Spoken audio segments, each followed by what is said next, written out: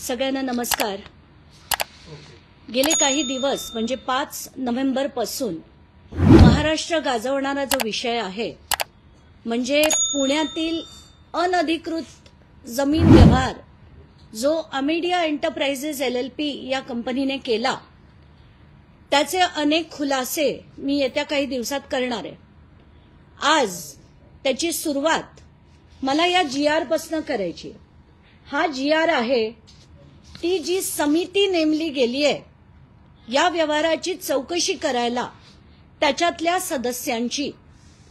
यापैकी 6 पैकी 5 सदस्य हे पुण्यातले आहेत आणि पुण्यातले असताना पुण्याचे पालकमंत्री अजित पवार असताना महाराष्ट्र राज्याचे उपमुख्यमंत्री अजित पवार असताना ही कमिटी चौकशी करू शकेल का, निष्पक्ष चौकशी करू शकेल का, म्हणून माझी पहिली मागणी आहे की अजित पवार यांनी उपमुख्यमंत्री पदापासून आणि पालकमंत्री पदापासून ताबडतोब राजीनामा द्यावा। आता ह्या GR कडे मी परत येणार आहे पण थोड्या वेळाने। आता पहिली गोष्ट, हा ते 300 कोटीला घेतलं, त्याच्यावर स्टॅम्प ड्युटी भरलं नाही, अमुक तमुक तमुक। माझा पहिला प्रश्न की जे तिथे गायकवाड कुटुंब होतं, ज्यांना ती महार वतनाची जमीन मिळाली जी नंतर खालसा झाली, ती खालसा झाल्यानंतर त्यांना ती परत कधीही दिली गेली नसताना त्यांनी पॉवर ऑफ अटॉर्नी देऊन, म्हणजे ती जमीन माझ्या नावावरच नाहीये तर मी पॉवर ऑफ अटॉर्नी देऊन त्याचा व्यवहार कसा करू शकते। पहिला मुद्दा म्हणजे ती जमीन त्यांच्या नावावर होणं अपेक्षित होतं, त्याच्यानंतरच हा व्यवहार त्यांना करता आला असता। पण शीतल तेजवानी नावाची व्यक्ती ही 11,000 रुपये 30 डिसेंबर 2024 ला भरते, त्याचं पत्र ती कलेक्टरना पाठवते 30 डिसेंबर 2024 ला आणि 30 डिसेंबर 2024 पासून कलेक्टर त्याच्यावर कुठल्याही प्रकारची कारवाई करत नाही। तर अशा कलेक्टरना तात्काळ निलंबित केलं पाहिजे। मुद्दा नंबर 2, ही जी so called power of attorney आहे ती सुद्धा रजिस्टर्ड नाही। तर कायदा असा म्हणतो की जेव्हा विक्रीचा व्यवहार असतो आणि विक्रीची सही करायची असते तर ती power of attorney he registered लागते, तर ही पॉवर ऑफ अटॉर्नी रजिस्टर्ड नव्हती। मुद्दा नंबर 3 जे आत्ता म्हटलं गेलं होतं आणि हा अतिशय महत्वाचा मुद्दा आहे की हे जे सो कॉल्ड आम्ही कॅन्सल रद्द करून टाकतो, आम्ही तो चोरीचा माल परत देऊन टाकतो आणि पोलिसांना सांगतो आम्हाला पकडू नका। तर आता ह्या गोष्टी समजून घेणं गरजेचं आहे की कॅन्सलेशन ऑफ डॉक्युमेंट असेल तर त्याला जे गव्हर्न करणारे कायदे आहेत ते काय काय आहेत। तर त्याच्यात 5 कायदे आहेत। पहिला आहे स्पेसिफिक रिलीफ ऍक्ट 1963, त्याच्या सेक्शन 31 ते 33 मध्ये कोण कॅन्सल करू शकतं याचे डिटेल्स आहेत। दुसरं इंडियन कॉन्ट्रॅक्ट ऍक्ट, तिसरं रजिस्ट्रेशन ऍक्ट, चौथं सिव्हिल प्रोसिजर कोड आणि 5वं लिमिटेशन ऍक्ट।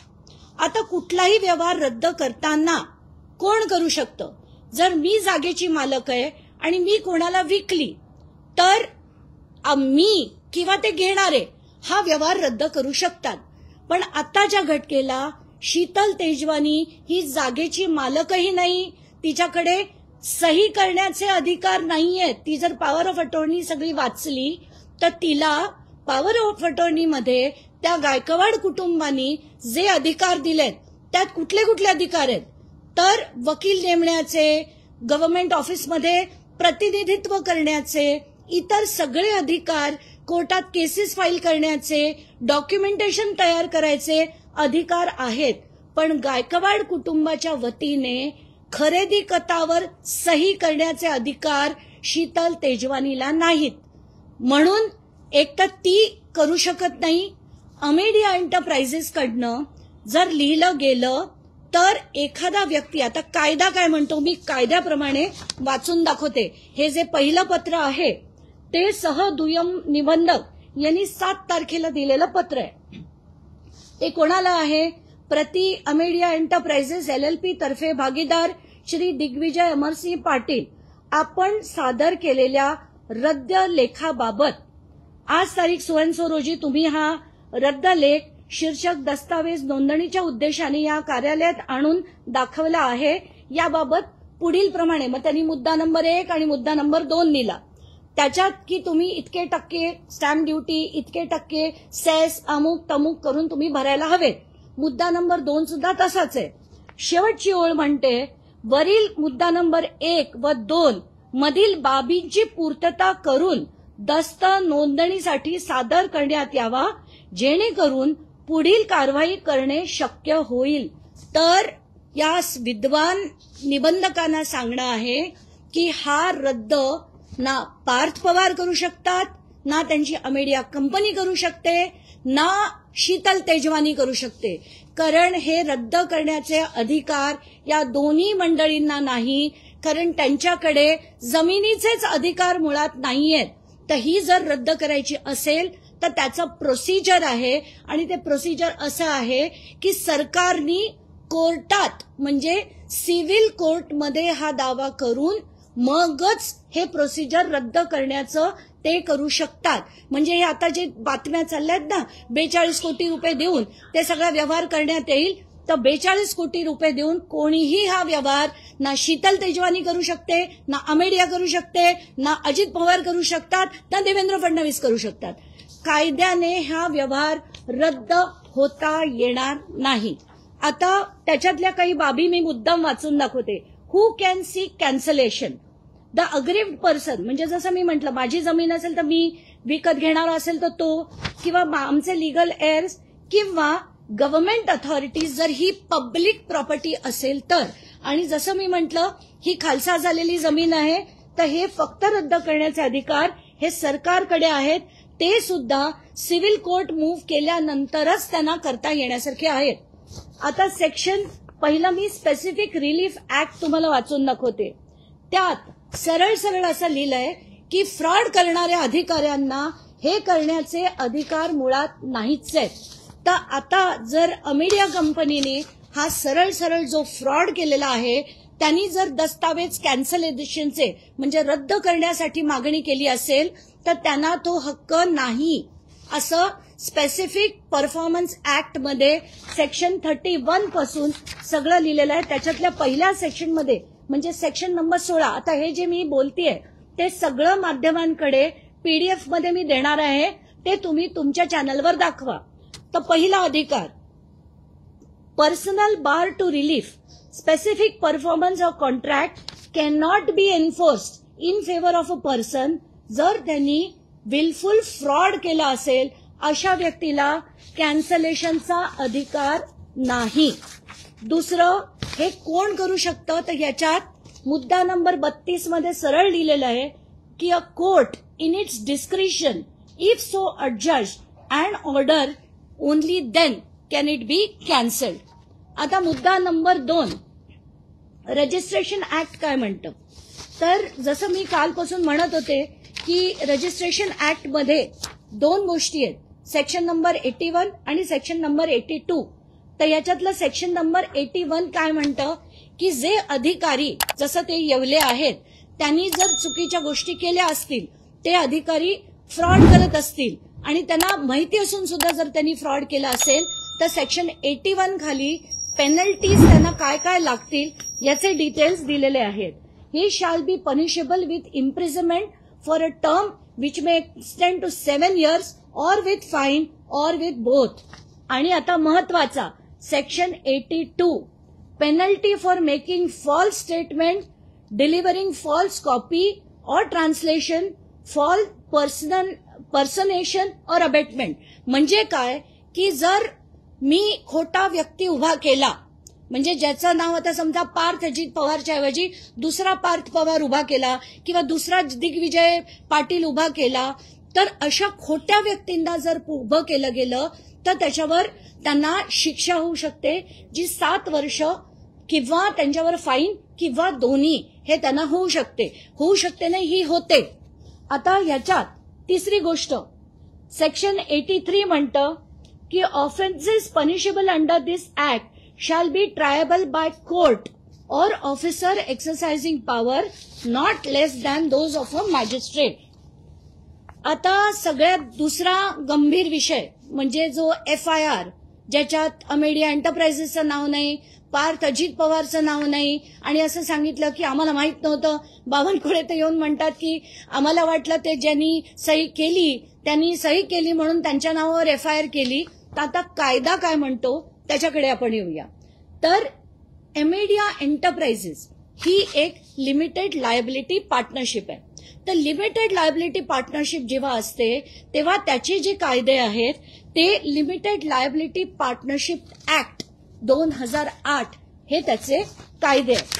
तर आता ही जी मी पूर्ण ऍक्ट तुमच्या पुढे वाचून दाखवते त्याच्यातला सेक्शन 38 म्हणतो, आणि हे मुद्दाम ऐका, unlimited liability in case of fraud. In the event of act carried out by limited liability partnership or any of its partner with an intent to defraud the creditors of limited liability partnership or any other person or for any fraudulent purpose, liability of the limited liability partnership and the partners who acted with intent to defraud creditors of fraudulent purpose shall be unlimited for any of those limited liability partnerships. Now आता याचा अर्थ की, आणि त्याच्यात पुढे काय दिलंय, the extent of the partner unless established by limited liability partnership that such act, जर त्यांनी असं सिद्ध केलं पार्थ पवारनी की हे मला माहीतच नव्हतं, हे रजिस्ट्रेशन होणार आहे हे मला माहीतच नव्हतं, तरच फक्त दिग्विजय पाटीलवर ते येऊ शकतं. पण आत्ताच्या घटनेला आपण सगळ्या माध्यमांनी हा पेपर दाखवला आहे. याच्यात कायद्यानी अमेडिया एंटरप्राइजेस LLP, ज्याच्या दोन्ही पार्टनर्सच्या सह्या आहेत, ते म्हणतात की या व्यवहाराचे अधिकार हे आम्ही पूर्णपणे दिग्विजय पाटलांना देत आहोत. याचा अर्थ, आणि याच्यात पार्थ पवारची सही आहे, याचा अर्थ पार्थ पवारला आणि अमेडिया एंटरप्राइजेसला पूर्णपणे या व्यवहाराची कल्पना होती म्हणून. आणि खरं तर आपण सगळेच जण पहिल्याच दिवशी मी त्यांचे जेव्हा डॉक्युमेंट्स काढले तेव्हाच कळलं की 99% पार्टनरशिप ही पार्थ पवारची आहे आणि 1% पार्टनरशिप ही दिग्विजय पाटीलची आहे. पण तरी सुद्धा FIR मध्ये त्याचं नाव घातलं गेलं नाही. हे नुसते वाचवण्याचे धंदे आहेत. आणि आता ही ऍक्ट ही मी तिथल्या पोलीस अधिकाऱ्यांना पाठवून देणार आहे. LLP ऍक्ट 2008 प्रमाणे त्यांची अनलिमिटेड लायबिलिटी आहे आणि पार्थ पवारवर देखील ताबडतोब हा FIR झाला पाहिजे. त्याच्यात पुढे असं दिलंय, without prejudice to any criminal proceedings which may arise under the law for the time being in force, the limited partnership and any such partner or designated partner or employee shall be liable to compensation to person who has suffered the loss, आणि provided that such a, परत तोच मुद्दा आहे की जर त्याला फक्त माहीत नसेल की हा व्यवहार होतोय तरच तो त्याच्यातनं बाहेर पडू शकतो, नाहीतर प्रत्येक पार्टनरला हे भोगावंच लागेल. याची जी शिक्षा आहे ती भोगावी लागेल. आता तिसरा मुद्दा, जर कोणीही सरकारी जमिनीत कुठलाही गैरव्यवहार केला तर त्याच्या लायबिलिटीज किती आहेत, तर त्याच्यावर लागणारे जे क्रिमिनल ऑफेन्सेस आहेत ते किती आहेत त्याचे मी डिटेल्स वाचून दाखवते. Criminal offences and punishment when government land is usurped by forging, manipulating documents, the perpetrators can be charged under several sections of the Indian Penal Code, including section 420, 466, 468, 471, 441, 442, 447 and other relevant section for destruction of falsification of public documents. आणि याच्यात 7 ते 14 वर्षाची शिक्षा आणि fine किंवा दोन्ही याची ती शिक्षेचं प्रोव्हिजनिंग आहे. आता थोडा कमी महत्वाचा मुद्दा म्हणू पण तोही तेवढाच महत्वाचा आहे की आता हे जी कमिटी बनवली गेली, जसं मी म्हटलं की याच्यात 6 पैकी 5 हे पुण्याचेच अधिकारी असताना पुण्याच्या पालकमंत्र्याच्या मुलाविरुद्ध ही चौकशी होऊ शकेल का, तर ती होऊ शकणार नाही. उपमुख्यमंत्री पदाच्या उपमुख्यमंत्री असलेल्या व्यक्तीच्या मुलावर चौकशी होऊ शकेल का? तर ती होऊ शकणार नाही. पण आता याच्यात कोण कोण आहे आणि हे जी माणसं आहेत त्यांनी काय काय केलंय ते याच्यात जिल्हाधिकारी सुद्धा आहेत. आता या जिल्हाधिकाऱ्यांच्या विरोधात मला काय बोलावं कळत नाहीये, कारण शीतल तेजवानीनी हे 30 डिसेंबरला लिहिलेलं पत्र आहे ज्याच्यात त्यांनी सरळ सरळ म्हटलंय की 11,000 रुपये आम्ही डीडीने पैसे भरले आणि आता त्या जागेमध्ये आम्हाला ती खाली करण्याचं प्रोसिजर करून देण्यात यावं. त्याच्यात अमेडिया कंपनी आणि त्याच्यात ती हे देखील लावते अनेक्षरमध्ये आणि याच्यातली कंडिशन नंबर 13 म्हणजे 13 असं म्हणते की बाबा या लोकांनी ज्या वेळेस पैसे ते जमा करतील सरकारकडे तेव्हा हे खाली करणं गरजेचं आहे. पण गरजेचं आहे ते ठीक आहे, पण त्याचं काही प्रोसिजर आहे. त्यांनी ते पैसे भरल्यानंतर त्या मंत्र्यांकडे अर्ज करायला लागतो की ही परत आमच्या नावावर रिट्रान्सफर करा.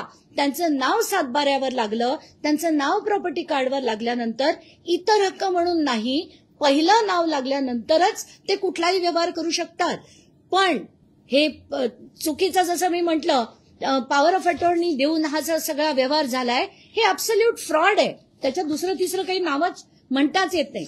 आता त्याचा पुढचा विषय की तहसीलदार हे जेव्हा पत्र लिहितात 9/6ला, त्या पत्राचं मला वाटतं बहुतेक चॅनल्सनी दाखवलंय. प्रत्येक ठिकाणी मी बघतेय की तात्काळ 24 तासात उत्तर द्या, 24 तासात अभिप्राय द्या, अर्जंट इंटरव्हेन्शन, हे जे शब्द जे मी सिंचन घोटाळ्यात देखील बघितले होते, खास बाब, तात्काळ करा, हे सगळे पुन्हा इथे येताना दिसत आहेत. आणि हे अगदी टिपिकल अजित पवारांचे त्यांनी सांगितल्याप्रमाणेच केलं जातं, याच्यात काहीच शंका नाही. आता याच्यात पुढची जी सगळी पत्र आहेत ती आधी तहसीलदार लिहितात बोटॅनिकल गार्डनला. बोटॅनिकल गार्डन असं म्हणतं की आमच्या इकडे 16 जूनला 2025ला अचानकपणे काही लोक आली, त्यांनी दादागिरी केली की जमीन खाली करा आणि म्हणून तुम्ही कलेक्टरांना त्यांनी पत्र लिहिलं की तुम्ही याच्यात अर्जंट इंटरव्हेन्शन करा. म्हणजे जून महिन्यापासून कलेक्टरांना माहिती होतं, कलेक्टरांनी एसडीओला पत्र लिहिलं, एसडीओनी तहसीलदारला लिहिलं, मग कलेक्टर या चौकशी समितीत कसे असू शकतात आणि ते पण पुण्याचे सगळे अधिकारी, जसं मी म्हटलं, हे या समितीत कसे असू शकतात. आता ही जी पुढची सगळी माणसं आहेत या सगळ्यांना माहिती होतं की हे फ्रॉड आहे. पण एकामध्ये म्हणजे जुलैपासून हे जूनमध्ये पहिलं पत्र बोटॅनिकल गार्डननी 16 तारखेला लिहिलं कलेक्टरना आणि 30 डिसेंबरला ते शीतल तेजवानीनी लिहिलेलं होतं. तर 30 डिसेंबर 2024 ते आता नोव्हेंबर 2025 कलेक्टरांनी काहीही केली नाही. अशा कलेक्टरना तात्काळ निलंबित करा, त्यांच्यावर सुद्धा चौकशी झाली पाहिजे, त्यांचं हे नाव या समितीमध्ये असता कामा नये. आणि माझा चॅलेंज आहे की देवेंद्र फडणवीस असं करणार नाहीत, कारण आत्ताच्या घटकेला स्थानिक स्वराज्य संस्थेच्या निवडणुका आहेत, त्यांना ही सगळी मंडळी लागणार आहेत. पण हे केलं गेलं पाहिजे. म्हणून मी जसं म्हटलं की आत्ताच्या घटकेला मला कायद्याने ही मागणी करायला लागतीये, ती मागणी मी केली आहे. आता जर याच्यात काम झालं नाही तर मी आता एसीएस रेव्हेन्यूना पण जाऊन भेटणार आहेत, विकास खरगेजींना, कारण त्यांच्या अध्यक्षतेखाली याची चौकशी होणार आहे. तर ह्या सगळ्या गोष्टी मी जाऊन मांडणार आहे. आणि हा जो मगाशी मी काढून ठेवला पण हे फार मोठं आहे म्हणून मी शेवटचं डॉक्युमेंट दाखवते की ही जी आहे ती पॉवर ऑफ अटॉर्नी आहे. ही रजिस्टर्ड पॉवर ऑफ अटॉर्नी मुळात बिलकुल नाहीये. आणि जर ही नीट वाचून बघितली तर याच्यात विक्रीची सही करण्याचे अधिकार नाहीयेत. तर पहिला प्रॉब्लेम की ते रजिस्टर्ड नाहीये, दुसरा प्रॉब्लेम विक्रीची सही करण्याचे अधिकार नाहीयेत, आणि तिसरा प्रॉब्लेम की ती विक्रीची पॉवर घेऊन उपयोग काय, ती जमीनच जर त्यांच्या नावावर नसेल तर हे सगळे उद्योग करून हे जे केलेलं आहे ते एक भयानक मोठं फ्रॉड आहे. आणि त्यासाठी पहिलं म्हणजे अजित पवारांनी तात्काळ राजीनामा दिला पाहिजे उपमुख्यमंत्री पदाचा आणि पालकमंत्री पदाचा, तरच याच्यात चौकशी होऊ शकेल. आता या व्यतिरिक्त मी तर मालिकाच करायचं ठरवलंय. माझ्याकडे आता मी हळूहळू सगळे त्यांचे जेवढ्या कंपनीज आहेत, जवळजवळ 69 कंपनीज अजित पवार आणि त्यांच्या जवळच्या लोकांच्या आहेत, त्याच्यात जमिनीचे किती व्यवहार झालेत हे सगळं मी हळूहळू काढणार आहे. पण आत्ताच्या घटकेला कारण सगळ्याच किचाट व्हायला नको म्हणून कायदेशीर बाबी 2 गोष्टीतल्या मी काढल्या. पहिला म्हणजे हा व्यवहार रद्द करता येणार नाही. सेकंडली, हा जो पार्थ पवारला याच्यात बाहेर ठेवला गेलाय FIR मधनं, तर तात्काळ त्याचं नाव हे FIR मध्ये घातलं गेलं पाहिजे, अमेडिया एंटरप्राइजेसचं घातलं गेलं पाहिजे. कारण लिमिटेड लायबिलिटी पार्टनरशिपमध्ये लायबिलिटी ही अनलिमिटेड पार्टनर्सवर नक्कीच असते जेव्हा फ्रॉड केला जातो तेव्हा. चला, धन्यवाद. अंजलीताई, तुम्ही म्हणताय की उपमुख्यमंत्री अजित पवारांनी राजीनामा तुमची मागणी आहे, पण अजित पवारांचं तर म्हणणं असं आहे की मला तो पत्त्यावर माहिती नाही, पार्थ पवारने हे व्यवहार केले हे मला माहितीच नाही. मग याच्यामध्ये आका कोण आहे? तर कदाचित आता अजित पवारांना अशी अनेक उत्तरं द्यायला लागतील. कारण याच्या पुढे मी पार्थ पवारांच्या सगळ्या कंपनीज, सुनेत्रा पवारांच्या सगळ्या कंपनीज, अजित पवारांनी स्थापन केलेल्या सगळ्या कंपनीज, आता त्याच्यात कोण कोण आहेत, त्याच्यात किती जमिनी आहेत, या सगळ्याचेच खुलासे करणार आहे. त्यामुळे आता अजित पवारांनी असलं बोलणं बंद केलं पाहिजे. ते परवाच्या एका पत्रकार परिषदेत असंही म्हणाले की 2009 मध्ये माझ्यावर काही आरोप झाले, 15-16 वर्षात ते सिद्ध नाही झाले. प्रत्येक आरोप सिद्ध झाला होता. चार्जशीट देखील फाईल झाली होती. बाळगंगा धरणात, कोंडाणे धरणात सगळ्यामध्ये चार्जशीट फाईल झाली होती. पण तुमचे मित्र देवेंद्र फडणवीस झाल्यानंतर तुमच्या सगळ्या केसेस या बंद करण्यात आल्या, त्या सगळ्या रिओपन झाल्या, तर तुमची काशी होईल याच्यात काही शंका नाही. मात्र ते असंही म्हणतात की एकीकडे काही दिवसांपूर्वी माझ्या कानावर आलेलं होतं आणि अगदी अगदी कारण ते सुरुवातीला पहिल्याच दिवशी जेव्हा विचारलं गेलं ते भांबावले होते आणि तेव्हा ते म्हणालेत की मला कल्पना आहे की असं काहीतरी होत होतं. पण दुसऱ्या दिवशी मला वाटतं फडणवीसांनी त्यांना पट्टी पडवली असेल आणि त्यानंतर त्यांची भाषा बदलली. मग म्हणतात मला माहीतच नव्हतं, मी तर सकाळी 6 ते रात्री 8 पर्यंत काम करत असतो. म्हणूनच तुमचा मुलगा काय करतो आणि 300 कोटी ही अजित पवारांसाठी जसं मी म्हटलं चिल्लर रक्कम आहे.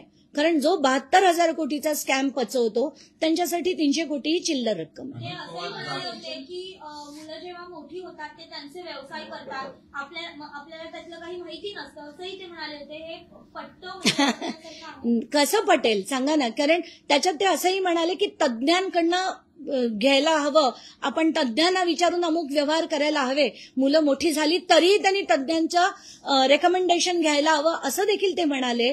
पण आत्ताच्या घटकेला जसं मी दाखवलं, दुय्यम निबंधक सुद्धा जर म्हणत असतील की हे अग्रीमेंट रद्द करण्यासाठी तुम्ही कंडिशन नंबर 1 आणि कंडिशन नंबर 2 पूर्तता करून ते डॉक्युमेंट आणा, म्हणजे या निबंधकांना सुद्धा कायदा माहीत नाही की हे व्यवहार हे दोघं माणसं करूच शकत नाही. हा व्यवहार रद्द होऊच शकत नाही या 2 व्यक्तींकडनं.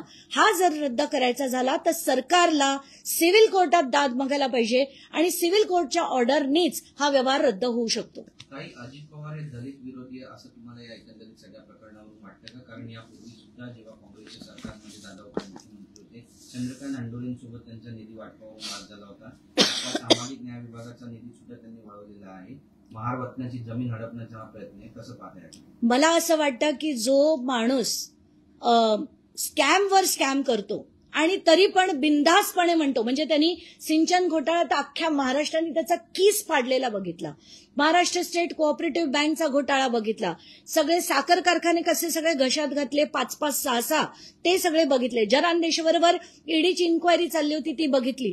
ते ही माणसं ना, यांना फक्त पैसा पैसा आणि पैसा लागतो. मग तो कुठूनही यावा, कोणाकडनंही यावा, तो महार असो, कोणी खालच्या म्हणजे बाकीच्या याच्यातले असो, जातीतले असो, कुठल्याही जातीतले असो, धर्मातले असो, त्यांना कशालाचाही फरक पडत नाही. त्यांना फक्त दिसतो तो भ्रष्टाचार आणि पैसा आणि सत्ता. एकीकडे बावनकुळे असं म्हणतात की मला याच्याबद्दल काही माहित नाही, अजितदादा म्हणतात की मलाही कल्पना नाही. नाका घालून या सगळ्या गोष्टी चालल्या की त्यांचेही हात तिथे असते. नाही, आता बावनकुळेंना या सगळ्या गोष्टी माहित नाही. मग कलेक्टर यांना जे पत्र थेट डिसेंबरमध्ये गेलं होतं, त्यांनी ते वर कळवलं नाही. जर कळवलं असेल तर त्यांनी दाखवावं, नसेल कळवलं तर आपण बावनकुळेंना म्हणू शकतो. पण आत्ताच्या घटकेला हे प्रकरण त्यांना माहित नाही असं मी मानू शकत नाही. आता काल मी असाही एक आरोप ऐकला की हे जे पेपर्स आहेत सुरुवातीचे ते शिंदे गटाकडनं लीक झाले होते. कारण शिंदेना काही मुख्यमंत्री पद हवं होतं म्हणून शिंदेकडनं लीक झाले. कोणी म्हणतं राष्ट्रवादीला आता डच्चू द्यायचा आहे मुख्यमंत्र्यांना म्हणून हे सगळं केलं जातंय. स्थानिक स्वराज्य संस्थेत मला वाटतं कोल्हापूरला अजित पवार आणि शरद पवार एकत्र येत आहेत हे ऐकून देवेंद्र फडणवीसांनी हे पेपर लीक केलेत. हे ज्यांनी कोणी लीक केलेत ते आत्ताच्या घटकेला लीक केलेत. पण मला असं वाटतं की हे इतके घाण भ्रष्टाचारी आहेत की यांच्या विरुद्ध आता खरंच पेटून उठण्याची गरज आहे. तर तुम्ही यापूर्वी सुद्धा सिंचन घोटाळा काढला होता, कुठलीही कारवाई झाली नाही, दादा त्यातून पण वाचले.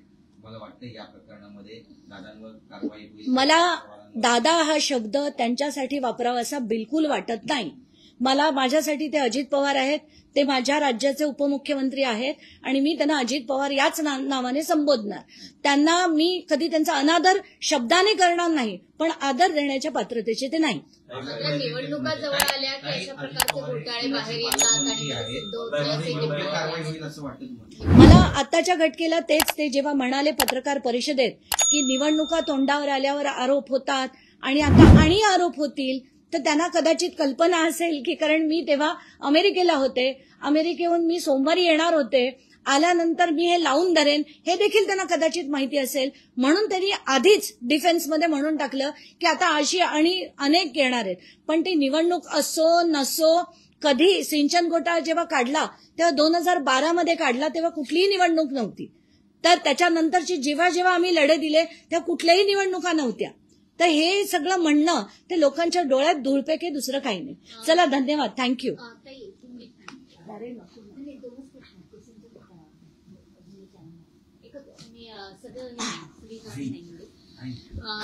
आता जेमतेम माझा आवाज रिकवर झालाय माहिती थोड़ा तरी. सिंचन घोटाले में निसार खत्री के खिलाफ राज्य सरकार ने सर्वोच्च न्यायालय में अपील क्यों नहीं दायर की है और इसी निसार खत्री को राज्य सरकार 500 करोड़ दे रही है सिंचन घोटाले के तहत, ये सच है? आपने काफी हद तक छानबीन की. अगर आप देखेंगे कि ये जो निसार खत्री है इनकी FA कंस्ट्रक्शन, FA एंटरप्राइजेस नाम की कंपनी है जिसको हर जगह पर चाहे वो 5 इरिगेशन कॉरपोरेशंस में से मुझे जहां तक पता है VIDC और KIDC ये दोनों इरिगेशन कॉरपोरेशंस में उनको बहुत ज्यादा डैम के कॉन्ट्रैक्ट्स मिले थे. उसमें जो KIDC का इशू मैंने लड़ा था उसमें उनको 13 डैम के कॉन्ट्रैक्ट मिले थे. ये 13 डैम्स के अगेंस्ट मैं जब हाईकोर्ट में गई थी, हाईकोर्ट ने इंक्वायरी कमीशन बिठाया था जिसमें SIT थी with of ED as well as ACB और ये सारी जो इन्वेस्टिगेशन चालू थी इसको ओवरनाइट जो स्वेरिंग इन हुआ जिसमें देवेंद्र फडणवीस और अजित पवार इन्होंने स्वेरिंग इन सेरेमनी किया, उसके एक दिन पहले ये सारी केसेस क्लोज कर दी गई थी. और अभी ये सेम निसार खत्री को 500 करोड़ के करीब कुछ पैसे हैं जो उनको वापस यही सरकार देवेंद्र फडणवीस की सरकार अगर दे रही है तो इससे ज्यादा दर्द की बात हमारे जैसे एक्टिविस्ट के लिए हो ही नहीं सकती. पहिल्या दिवशी जेव्हा दादांना माहिती पडलं या प्रकरणामध्ये तर आपण बघतोय की पहिल्या दिवशी दादा थोडे भडकलेले बघायला मिळाले, अस्वस्थ बघायला मिळाले. दुसऱ्या दिवशी जेव्हा वर्षावरती मुख्यमंत्र्यांनी उपमुख्यमंत्र्यांना बोलवून घेतलंय त्यामध्ये एकंदरीत हे ठरलंय की या प्रकरणात मार्ग कसा काढायचा, तोडगा कसा काढायचा. जेव्हा माध्यमांशी बोलायला वर्णी डोममध्ये उपमुख्यमंत्री आणि सोबत असलेले प्रफुल्ल पटेल आले तेव्हा या प्रकरणात एकंदरीत पण हा चौकशीचा फार्स नाही असं तुम्हाला वाटतंय का? ही मॅनेज केलेलं आहे सर्व? चौकशीचा कम्प्लीट फार्स आहे. पहिलं म्हणजे त्या FIR मध्ये पार्थ पवारचं आणि अमेडियाचं नाव नसणं हा त्याच्यातली पहिला स्कॅम आहे असं मी म्हणेन. आणि देवेंद्र फडणवीस अतिशय हुशार आहेत. त्यांनीच यांना मार्ग सांगितला असेल की तुम्ही रद्द करण्याचा हे टाका, ऍप्लिकेशन टाका आणि ते रद्द करण्याचं ऍप्लिकेशन टाकल्याबरोबर सगळ्या माध्यमांमध्ये आपण सांगून देऊ की हा विषय संपला आणि रद्द झालं. पण आता त्यांना कळेल की हे रद्द करता येणार नाही. ही सरकारी जमीन आहे आणि जसे मी सगळे कायदे वाचून दाखवले कुठलेही 5 कायदे आहेत, 5 आणि एकही कायद्यात हे रद्द करता येणार आहे अमेडियाकडनं किंवा शीतल तेजवानीकडनं असं शक्यता नाही. ताई मराठीमध्ये निसार खत्रीचं करून घेऊ. मला पण विचारलं ताई काय सांगाल 500 कोटीच्या निधी आहेत त्यांना निसार खत्रीला दिलं गेलं. मागच्या 10 वर्षापासून सेशन कोर्टामध्ये जेव्हा की घोटाळे प्रकरणी त्यांचे केस चालू, कशा पाहतात? प्रत्येक प्रकरणात आता FA कन्स्ट्रक्शन आणि FA एंटरप्राइजेस नावाच्या 2 कंपन्या होत्या ज्यांना अफाट प्रमाणात सिंचनाची कामं मिळाली होती आणि त्या प्रत्येक ठिकाणी हा FA कन्स्ट्रक्शनचा निसार खत्री हा जेलची हवा सुद्धा खाऊन आला. 90 दिवस जेलमध्ये राहून जेव्हा चार्जशीट सुद्धा फाईल केलं गेलं नाही, बेलवर बाहेर आल्यानंतर चुपचापणे डिस्चार्ज ऍप्लिकेशन ठाणे कोर्टात टाकलं आणि हे जे सगळं करत गेले त्याच्यानंतर त्यांनी सगळे परत कॉम्पेन्सेशन मागितलं. आता जी धरणं त्यांनी काहीही केलेली नव्हती, ज्याच्यात काहीही काम नव्हतं केलं, अशा धरणांसुद्धासाठी जर त्याला पैसे दिले गेले तर हे अतिशय दुर्दैव आहे महाराष्ट्राचं की शेतकऱ्यांना द्यायला पैसे नाहीत. तुम्ही म्हणतात त्यांना सगळं फुकट लागतं, माफ लागतं आणि तेच अजित पवार आणि तेच देवेंद्र फडणवीस जर निसार खत्रीच्या घशात 500 कोटी घालत असतील याच्यापेक्षा जास्त दुर्दैव होऊ शकत नाही. आणि हा आमचा ऍज अन ऍक्टिव्हिस्ट हा डिफीट आहे आमचा. आता शेवटचा प्रश्न, शीतल तेजवानीने ज्या पद्धतीने डॉक्युमेंट रजिस्टरच नसताना आणि सहीचे अधिकार नसताना सुद्धा सही केली आणि त्यामुळे हा व्यवहारच मुळात होऊ शकत नाही. झी24 तासने जेव्हा हे डॉक्युमेंट्स सगळ्यात पहिल्यांदा समोर आणले आणि माध्यमांद्वारे सगळ्यांना दाखवले त्यावेळेस सुद्धा पार्थ पवार यांची या डॉक्युमेंट्सवर सही आहे आणि शीतल तेजवानीच्या नावाने हे डॉक्युमेंट्स आहे हे दाखवलेले आहे. मात्र हा जो व्यवहार झी24 तासने समोर आणलेला आहे हा व्यवहारच गैरलागू म्हणायचा का? आणि शीतल तेजवानी आता पळून देखील गेली आहे. आता याच्यातल्या सगळ्या मुद्द्यांवर बोलू. पहिलं म्हणजे शीतल तेजवानी हा व्यवहार करूच शकत नाही, कारण तो व्यवहार करण्यासाठी डॉक्युमेंटवर गायकवाड कुटुंबाचं नाव हे फक्त इतर हक्कात सातबाऱ्यावर आधी होतं, तो सातबारा बंद झाला. त्यानंतर जे प्रॉपर्टी कार्ड आलं त्याच्यात फक्त 29 नावं या कुटुंबाची आहेत. जवळजवळ त्याच्यात 350च्या वर नावं आहेत, कारण आता ही जी 271 नावं आपण बघितली त्याच्यापैकी जवळजवळ 50 लोक हे मयत झालेले आहेत. त्यांचे वारस त्याच्यावर लागल्यानंतर 350 ते 340 लोक आता आहेत जे डॉक्युमेंट्स शीतल तेजवानीकडे नव्हते. आता मुद्दा नंबर 2, ते document power of attorney registered नव्हतं. मुद्दा नंबर 3 की हे अनरजिस्टर्ड डॉक्युमेंट मध्ये सुद्धा त्यांच्या वतीने सही करण्याचे अधिकार हे शीतल तेजवानीला नव्हते. आणि ही जर शीतल तेजवानी आज पळून गेली असेल तर तिच्या विरुद्ध शोध झाला पाहिजे, तिला अटक झाली पाहिजे, दिग्विजयला अटक झाली पाहिजे आणि पार्थ पवारला देखील अटक झाली पाहिजे. गरजा हिंदुस्तान चॅनलला सबस्क्राईब करा आणि ताज्या घडामोडी जाणून घेण्यासाठी बेल आयकॉनवर प्रेस करा.